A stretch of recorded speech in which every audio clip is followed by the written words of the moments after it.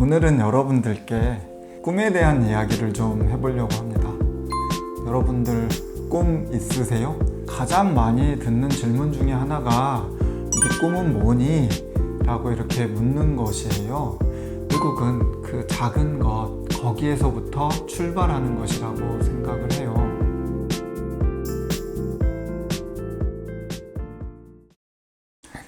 안녕하십니까. 마음을 진맥하는 한의사 이명택입니다. 오늘은 여러분들께 꿈에 대한 이야기를 좀 해보려고 합니다. 여러분들 꿈 있으세요? 초등학생도 아니고 주로 이거 영상을 시청하시는 분들은 어른일 텐데 어른분들께 이렇게 꿈이 있냐고 딱 물으면 순간 움찔하면서 멍해지기도 하고 뭐라고 대답해야 될지 모르는 분들이 아마 많으실 것 같아요. 최근에 읽은 책 중에서 생각나는 구절이 있는데 꿈이 없으면 늙는다 라는 그 말이 있더라고요. 반대로 그러면 꿈이 있으면 젊어진다 라는 뜻이 될 수도 있으니까 아무래도 꿈이 있으면 젊게 사는 것이 맞겠죠. 우리가 살아가다 보면 가장 많이 듣는 질문 중에 하나가 네 꿈은 뭐니?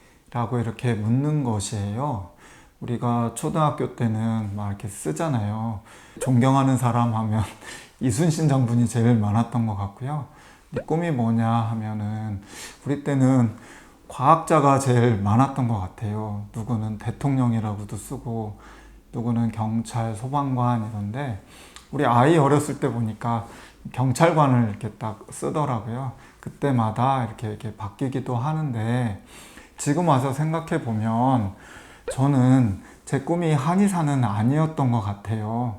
그 중학교 때나 뭐 이때는 과학자라고 했던 것 같고, 그리고 처음에 대학은 제가 생물학을 했거든요.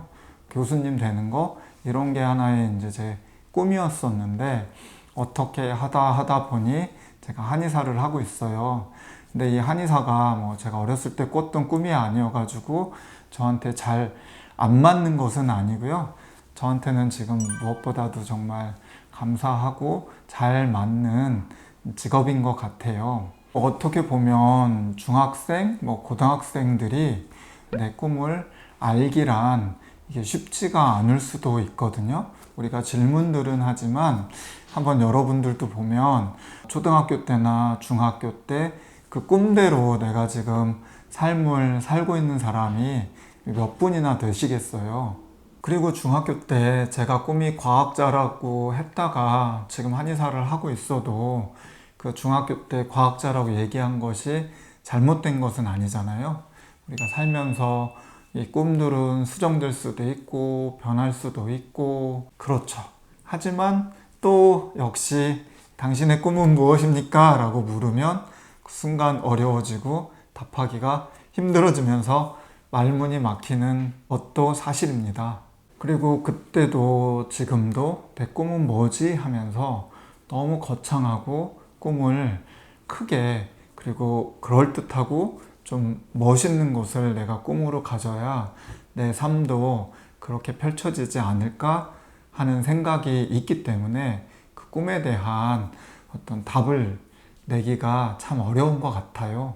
그래서 꿈을 너무 어렵지 않게 가볍게 사소하게 생각해 보기로 했습니다. 어느 날 저녁 제가 하고 싶은 것, 제가 꿈꾸고 있던 것, 우리가 어떻게 보면 그걸 버킷리스트라고도 우리가 하잖아요. 그것을 제가 한번 사소한 것부터 편하게 가볍게 쭉 이렇게 써봤어요. 맨 첫 번째 하나, 일본에 있는 골동품 상점에 가보기, 이걸 썼는데 이걸 하나 쓰고 나니까 계속 나오더라고요. 마추픽추에 한번 가보기, 또 에베레스트 산에 등반은 아니더라도 산 밑에 이렇게 좀 트레킹을 해보기, 또 이렇게 만년설이 보이는 근처에 어떤 여인숙 같은 허름한 호텔에서 그 만년설을 보면서 커피 한 잔 마시기, 그리고 마라톤 5km 뛰기, 이런 것들 이렇게 적어 보니까 적으면서 왠지 기분도 좋아지고 또 이것을 내가 쉽게 할 수 있겠다 하는 생각도 또 들었습니다. 꿈이란 것이 뭔가 대단하고 크고 막 거창한 거라고 생각을 했었는데 이렇게 이걸 적어 보니까 너무 편하고 일상생활을 하다가 문득문득 힘들거나 지칠 때 이 꿈 리스트를 한번 이렇게 본다든지 생각을 하는 것만으로도 뭔가 감정이 좀 이렇게 정화도 되고 편해지면서 다시 지친 마음이 없어지고 의욕이 생기는 경험을 제가 하게 됩니다.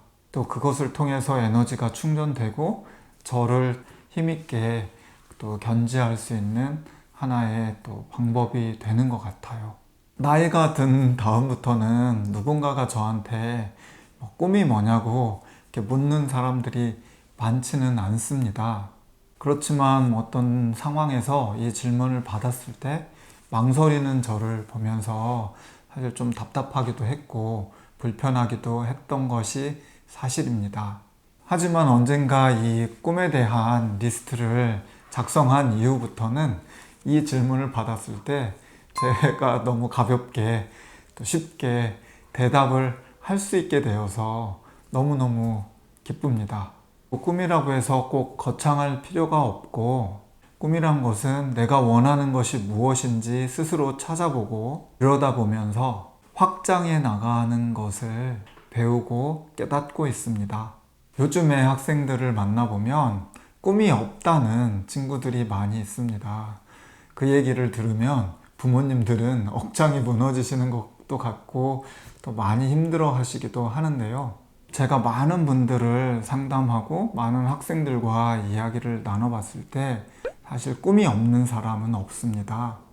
다들 무언가 마음속에 바라는 바가 있고 원하는 바가 있고 작든 크든 무언가 꿈들은 다 가지고 있습니다. 다만 꿈이라는 것의 정의를 뭔가 성공과 직업과 이런 거창한 것에 국한시키기 때문에 이 꿈이 무엇인지 말하기도 발견하기도 어렵게 느껴지는 것일 뿐이라는 것을 알았습니다. 우리 모두는 생각만으로도 설레이고 또 기쁘고 또 마음이 이렇게 즐거워지는 그러한 것들이 있습니다. 예쁘고 작은 조각 케이크 한 조각일 수도 있고 어디 가까운 동산에서 일출을 바라보는 것일 수도 있고 따뜻한 커피 한 잔을 마시면서 떨어지는 낙엽을 바라보는 것일 수도 있고 눈 오는 날 장미 한 송이를 이렇게 꽂아 놓는 것일 수도 있습니다. 결국은 그 작은 것 거기에서부터 출발하는 것이라고 생각을 해요. 나를 설레게 만드는 그 작은 하나하나를 쌓아가면서 훗날에 요리사가 될 수도 있고 사진작가가 될 수도 있고 글 쓰는 사람이 될 수도 있고 선생님이 될 수도 있으니까요. 저 역시 제가 이렇게 꾼 꿈들이 미래에 제가 은퇴한 후에 일본 도자기 그 골동품 상회들을 제가 찾아다니면서 차 관련된 일을 할 수도 있고 또 그 히말라야나 이런 것을 이렇게 보면서 사진 작가나 또 여행 작가가 될 수 있잖아요. 이런 생각을 하면서 제가 꾸고 있는 꿈의 리스트들 이것들을 더 아끼고 소중하게 여기려고 생각합니다.